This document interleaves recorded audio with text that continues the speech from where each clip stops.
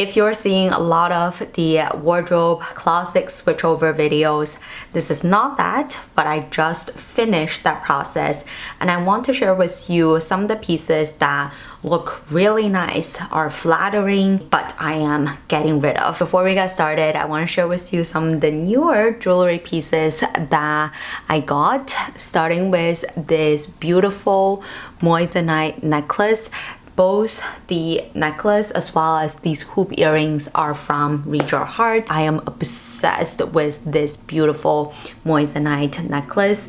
It definitely makes a statement, but because of the simple design, it's dainty enough that I can even do layering. Everything comes in the box as well as like a gift bag, cloth to help clean, as well as a certificate for moissanite. So if you don't know what moissanite is, think of it as an alternative for diamonds in terms of getting the shine that diamond does. So you can compare the moissanite against my diamond ring. I mean, to be honest, I think moissanite shines even brighter than diamonds, and they are a lot more affordable than diamond. So if you are looking for, let's say, a dainty, diamond necklace, but you don't know whether it is for you, whether you will actually wear a lot, or you just want to have, different options to choose from, then definitely go for moissanite. The hoop earrings that I'm wearing, this is super cute, also features moissanite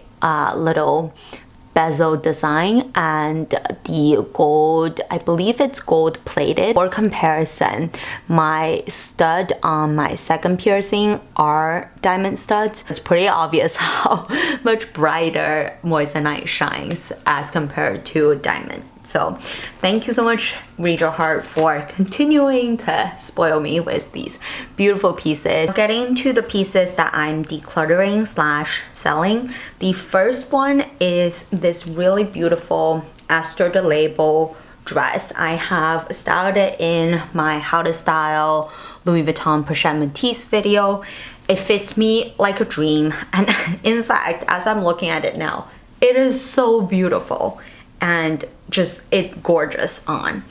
However, this, I always thought that, okay, this is, pretty dressy. This will be my kind of occasion wear, and I will wear this to any and all the weddings I am invited to. But what I realized is occasion wear is just not a category that is worth holding on to, because at least for me, I have a lot of beautiful summer dresses. So I don't actually only go to one dress for occasion wear. In the future, I am going to purchase pieces that I know I can wear across multiple occasions, instead of buying pieces that you have to reserve for that 1 or 2 occasions every year and you might not even end up wearing them. This next one, I am very gutted because I actually only got this several months ago. This is the Ganni Levi's collaboration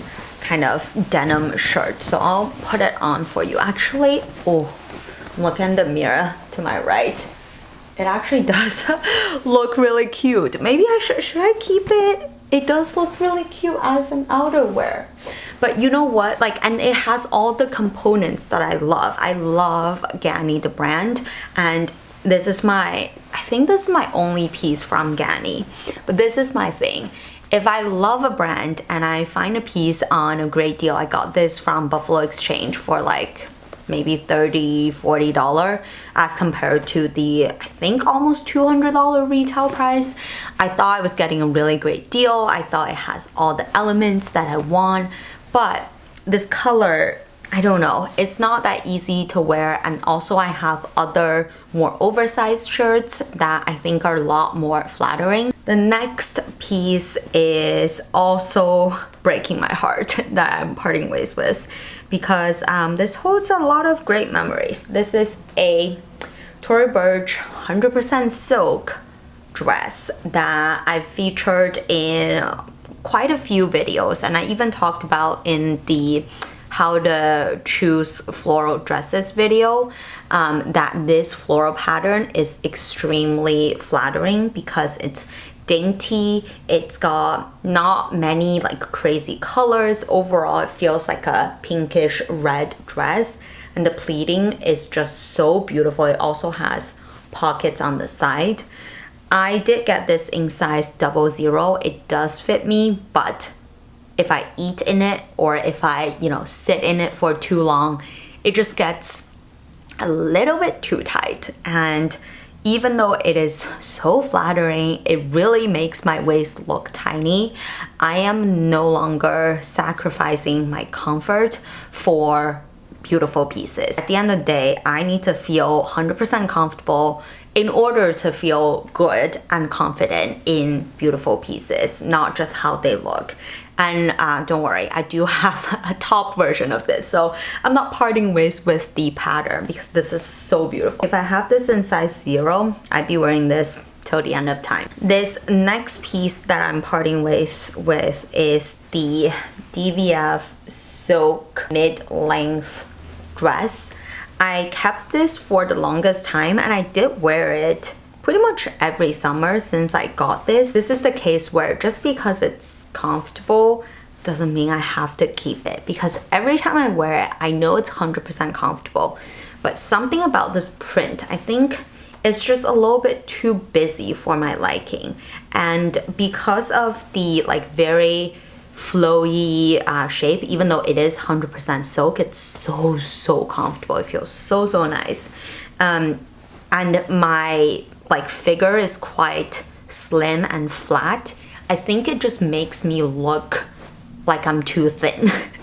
Like I don't have enough nutrition every day, even though I eat a ton. Yes, it does fit me. Yes, it is very comfortable, but it almost is not the type of silhouette that fit my body type or my aesthetic. All of these pieces, they look great. Like if I ask anyone on the street, they will say that these pieces look great on you. But if there's just like the tiniest bit thing that's bothering myself, then I just know that I will instantly go for other pieces over these. The next piece I'm decluttering, I've actually never worn. I've had this piece for quite a few years. I've featured this in styling videos. Actually, you know what? Now that I'm thinking about it, should I keep it? It is really nice. I'm torn. The thing that bothers me a little bit is the sleeves are almost too big. Like this sleeve is almost 2 times my head. So I just don't know if this is too extra for me. At the end of last summer, I got this top that is really beautiful, that also has actually pretty big sleeve compared to this, maybe slightly smaller. I do think these two tops, I will wear them at similar occasions. So because of that, I rather keep something that just is so beautiful. Like I love this one a lot more than I love this one. Just because I make YouTube videos, I do a lot of styling content, doesn't mean that I need to keep multiple variations of the same type of clothing just so I have something to talk to for a comparison, or I can bring in more variety in styling.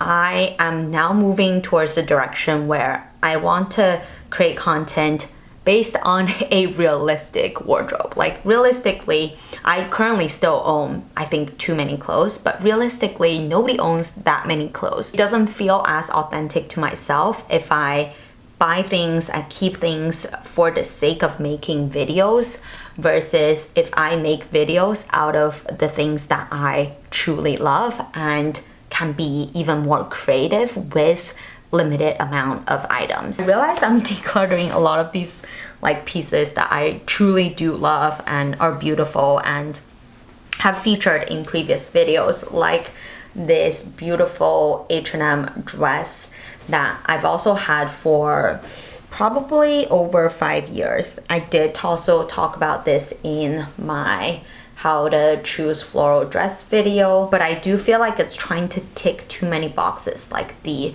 ruffly bits, the smock, the single shoulder detail, and there's a slit in the front. Because I have these things that I like but don't 100% love, they're just taking up space in my closet. That prevents me from seeing other beautiful pieces that I totally did not get a chance to wear. The last example I want to show is this actually really gorgeous, I think like a Zara special edition shirt. It's got really beautiful patterns all over. This is an example of something that's so beautiful that I try to save for the most appropriate occasion, but never was brave enough to wear or was too precious about this piece that I don't want to mess it up. And then over time, I grew out of it. So this goes to show that if you love something or if you buy something, if it's, you know, the right season, occasion, etc., just wear it. Do not save your beautiful piece until you wait for that perfect occasion to come. There is no perfect occasion than today or tomorrow. If you're curious about my current makeup look, I do have a clip that you can see right now to watch me get ready and feature some of the newer pieces that I recently purchased. But if you're not interested, this is pretty much the end of the video. So I will see you in the next fashion video. Welcome to the random get ready with me section. Let's start with something that I already own and almost used up, which is my Glossier Stretch Concealer in the shade Medium. Dot it over the imperfections. Even though it's not high coverage, it does just even out the skin tone very beautifully. It just makes the next step look even better, which is the Chanel Universal Compact in the shade 30 Natural. I like it comes with a mirror as well as the little applicator sponge thingy. It does have some level of coverage, so I think it just goes really well on top of concealer. I really like the natural finish that this compact gives, and it also comes with a little Chanel logoed velvet pouch. Moving on to bronzer, I use my trusty Hard Candy Instant Summer Illuminating Powder Bronzer. It says mango and cocoa butter infused. And I also really love this ColourPop brush. It's in F10. I don't know what this brush is supposed to be used for, but it is perfect for nose contouring. My, I think, lifetime favorite at this point. It is the Milani Baked Blush in Luminoso. I've had this for probably 10 years and I refuse to get rid of it because it is just so, I mean, I could just get a new one because I don't think it's discontinued, but I'm kind of curious if I will ever hit pan. I got this from Japan. It is from the brand AZTK, something like $5. I also love that there is not much fallout or if any fallout at all actually for this product versus the ColourPop matte shades, especially the darker colored matte shades tend to have fallout issue. And my favorite part, which is this highlighting shade, look at how beautiful it is. I'll show you. Just dab it at the center, like look, instant glam. I'm gonna use the ColourPop pencil to line my waterline first. For my eyeliner, forever favorite, the Herring Make Smooth Liquid Eyeliner. The e.l.f. Instant Lift Brow Pencil. I like that the tip is like a good, not too thin, not too thick size, so it applies really quickly. For my mascara, this is the Kaja, like a 3-in-1 thing where it has the clear base, which is kind of a mascara serum to help make your lashes really healthy. And then the second one is a volumizing. The third one is a lengthening mascara. Another Chanel one. It is the Rouge Coco Balm. So it's kind of a tinted lip balm in 916 Flirty Coral. It feels lightweight, and as you can see, it does give you the color. There you go. Also, let me know if you want to see dedicated get ready with me or makeup beauty related videos. And otherwise, I will see you in one of these ones. Bye.